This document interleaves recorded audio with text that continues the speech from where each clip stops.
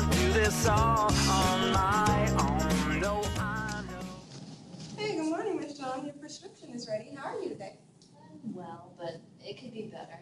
Oh, well, I saw you looking around at a few of the posters we have here. Is there anything you'd like to discuss? I guess I've been kind of concerned about my health recently. Okay, well, if you have a few minutes, we can look at your most recent charts.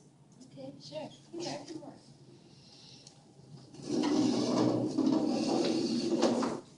See what we have here.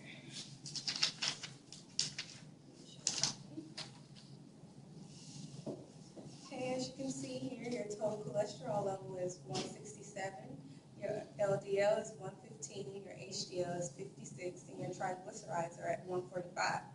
Your most recent blood pressure is 128/82. Overall, they're a little high, which categorizes you as dyslipidemia and is contributing to your hypertension. Could you tell me what you know about the consequences of high cholesterol levels?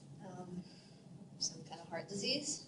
Yeah, cholesterol levels can lead to a number of different heart disease, but the one that's most concerning is heart failure. Heart failure?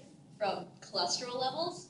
Yeah, when there's too much cholesterol, particularly bad cholesterol in the blood, it can build up in the walls of the arteries, which can cause atherosclerosis.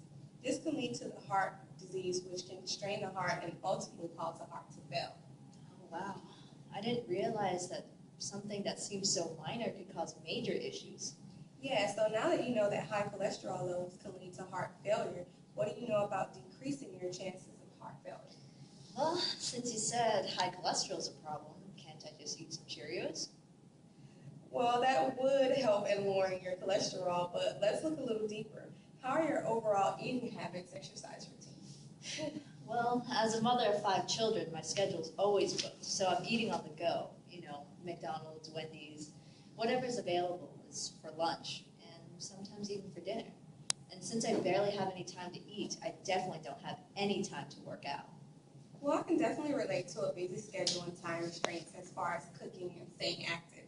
But with your health being at risk, would you be willing to make a few small changes in your schedule?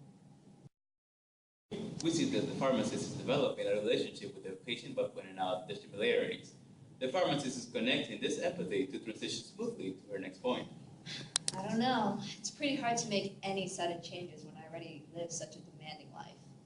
Well, you are aware of the fact that your eating habits and limited physical activity are contributing to your current complications, right?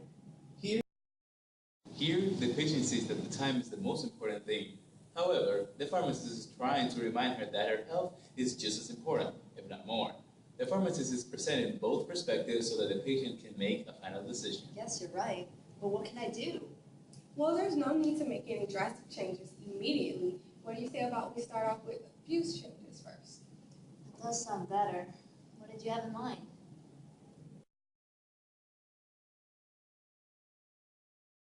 The patient expresses some uneasiness with the idea of change.